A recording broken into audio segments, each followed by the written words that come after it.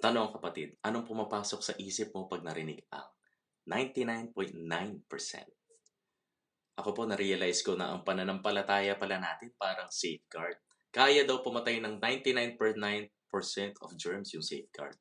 Di mo naman kilalang gumawa, di mo inaral ang formulation, pero dahil yan ay safeguard, nasa TV at nasa Facebook, gawa sa Amerika, recommended daw ng doktor, naniniwala ka talaga na patay lahat ng germs basta ikaw ay gumamit ng safeguard. Amoy pa lang, amoy mo na ang ospital. Ibig sabihin, safeguard din ang gamit nila, no? Parang ganun. Ngayon pong araw sa ika-4 na Lunes ng Kwaresma, hindi naman safeguard ang pag-uusapan natin. Pero ang Ebanghelyo mula sa 1:4:43 hanggang 54. Bumalik po si Jesus sa bayan ng Cana. Kilala siya rito kasi kung naalala ninyo, dito niya ginawang alak ang tubig. Kumalat sa bayan ang kanyang pagdating, kaya may sumalubong sa kanyang opisyal ng pamahalaan. Nakikiusap po ang sabi, Lord, may malubhang karamdaman ang anak ko. Nag-aagaw buhay na po siya. Nakikiusap po ako na sana siya ay puntahan po ninyo sa Capernaum para pagalingin siya. Ang sabi naman ni Jesus sa kanya, hanggat hindi kayo nakakita ng himala, hindi naman kayo maniniwala sa akin. Sagot naman ng opisyal, parang awa na po, no? Parang awa nyo na. Sumama na po kayo sa akin bago mamatay ang anak ko. Sinabi naman ni Jesus sa kanya ulit, pwede ka na umuwi. Magaling na ang anak mo, hindi na ako kailangan pumunta. Ang ginawa po ng opisyal, naniwala siya, dumiretso siya pa uwi at nadatna ng anak niya na wala ng lagnat, wala ng sakit.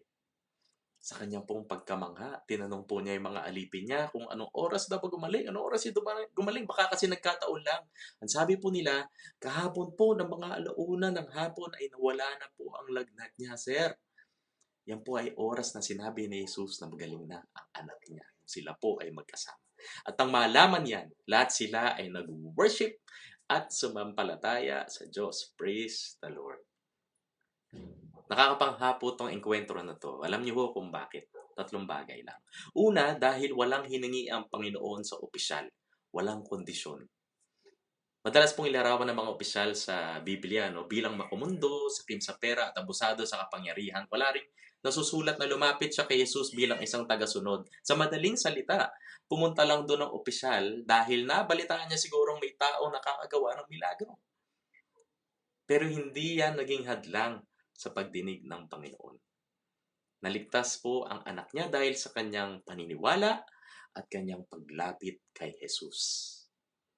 Paniniwala, pananampalataya at paglapit kay Jesus. Pangalawa po, hindi kinakailangang puntahan ng Panginoon ang batang may sakit para pagalingin ito. Hindi kailangan ng presensya niya doon mismo na physical. Kung pakiramdam niyo po, kayo ay parang gano'n, nag-iisa at hindi niyo ramdam ang presensya ng Diyos sa buhay ninyo, di ibig sabihin ay di niya kayo diringgin o nadirinig o pinapansin. Naligtas ang anak ng opisyal dahil sa paniniwala ng kanyang ama at hindi kinakailangan nalapitan o hipuin ni Jesus ang bata basta siya ay may presensya. Pangatlo, sa pagbuwakas po ng ebanghelyo na susulat na sumasampalataya na kay Jesus ang opisyal at ang lahat ng kasama niya sa bahay dahil sa pagpapagaling ng bata. Nag-worship daw sila. At ito po ay pagtunay na hindi sila tagasunod ni Jesus nung simula. Pero dahil sa kanilang pananampalataya na kahit dulot yan ng kawalan ng pag-asa at desperasyon, tininig sila ng Diyos. Dahil naligtas ang anak, ang buo ngayon sambahayan ay sumasampalataya. Kapatid, sa hirap po ng buhay natin, kailangan parati tayong may safeguard, pananampalataya.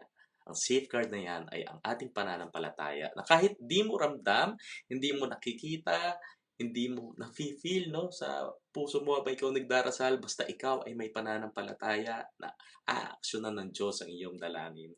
Hindi lang 99.9%, kundi 100% effective ang pangako at pagmamahal ng Diyos. Sabi niya, pinagpala silang hindi nakakakita, gayon may naniniwala. Maraming salamat sa pakikinig kapatid. Ito ang landas ng pag-asa.